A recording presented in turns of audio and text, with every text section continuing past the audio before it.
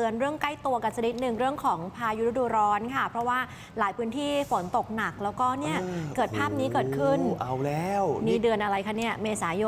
ยนนะฮะน้ำรอการระบายเกิดขึ้นอีกแล้วช่วงเช้าแถวเส้นพระราม2นี่ก็ฝนตกตั้งแต่ช่วงเช้าเลยค่ะแล้วก็จะเห็นว่าวันนี้เนี่ยในพื้นที่กรุงเทพมหานครเนี่ยฟ้ามืดครึ้มเลยนะคะแต่ว่าขยับไปดูกาญจนบุรีกันก่อนเพราะเมื่อวานนี้เนี่ยเป็นสภาพที่น้ำท่วมขัง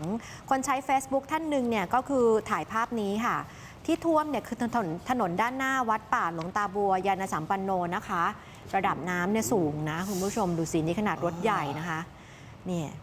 มิดแผ่นป้ายทะเบียนเลยค่ะก็น้ำไหลหลากลงมาจากพื้นที่สูงทำให้ระบายไม่ทันเอาเป็นว่าน้ำท่วมสูงจนเกือบมิดล้อนะคะผู้คนที่ใช้เส้นทางไซโยกกาญจนบุรีก็ต้องระมัดระวังกันเป็นพิเศษค่ะต้องชะลอแล้วก็ขับไปช้าๆกลัวว่าเครื่องยนต์มันจะดับนะคะและฝนในพื้นที่ก็ยังคงตกลงมาอย่างหนักนะฟ้ามืดครึ้มเลยเบื้องต้นยังไม่มีรายงานความเสียหายร้ายแรงนะคะแต่ก็ต้องเตือนพี่น้องประชาชนที่ใช้เส้นทางดังกล่าวก็ตรวจสอบเรื่องของอากาศระมัดระวังอันตรายจากน้ำท่วมฉับพลันในช่วงนี้นี่คือพื้นที่อำเภอไซโยกจังหวัดกาญจนบุรี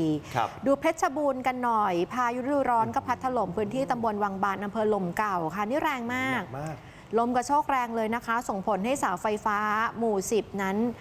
เอียงประมาณ2ต้นแผ่นสังกะสีปลิวหมดนะคะดูแรงลมตามเวลาวงจรปิดหลุดเลยค่ะที่สุดแล้วหลุดเลยนะคะบ่าย 2:23 โดยประมาณแล้วก็เนี่ยบ้านเรือนหลายหลังก็เสียหายอย่างหนักล่าสุดปลัดอำเภอลมเก่าประสานการไฟฟ้าส่วนภูมิภาคซ่อมแซมแล้วก็ประกาศปิดการจราจรเส้นทางวังบานเมืองแบ่งแล้วก็ภูทับเบิกนะคะชั่วคราวเพื่อความปลอดภัยด้วยที่เหมืองแบ่งนี่ก็เสียหายนะคะหลังจากที่เจอไฟรั่วแล้วเสี่ยงเรื่องของเสาไฟฟ้าล้มทับเพราะนั้นปิดเส้นทางการจราจรไว้ก่อนค่ะขณะที่เขาคอนะคะพบภาพเหตุการณ์หน้าหวาดเสียวเหมือนกันที่ตำบลแคมป์สนเป็นภาพของลมแรงพัดต้นไม้ใหญ่เอ็นไปแตะสายไฟแล้วนี่ค่ะประกายไฟมันพุ่งกระจายออกมาเบื้องต้นเอาดับละไม่มีรายงานผู้บาดเจ็บนะคะกรมอุตุเนี่ยเตือนเลยว่าต้องหลีกเลี่ยงพื้นที่โล่งแจ้งแล้วก็แนวสายไฟในช่วงนี้เพราะว่าลมพายุมันมาแรงมากๆดูนครราชสีมากันหน่อยอันนี้ก็ฝนตกหนักลมกระโชกแรงในพื้นที่อำเภอปากช่องและอำเภอสีคิ้วค่ะตลาดนัดที่บ้านทับ6ตำบลหนองน้ำใส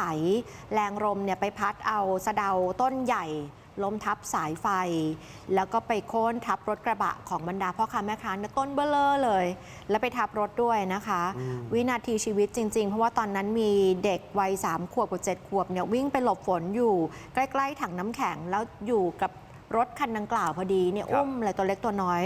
ถูกกิ่งไม้ฟาดบาดเจ็บนะคะน้องมีแผลถลอกตามร่างกายชาวบ้านก็รีบกันตัดกิ่งไม้แล้วก็พาตัวเด็กส่งโรงพยาบาลสีคิ้วล่าสุดทั้ง2 คนอาการปลอดภัยแล้วค่ะเพราะฉะนั้นหลายพื้นที่ยังคงเจอกับพายุที่พัดมานะฮะก็ดูแลสุขภาพกันด้วยแล้วก็ติดตามข่าวสารกันอย่างใกล้ชิดกันนะคุณผู้ชม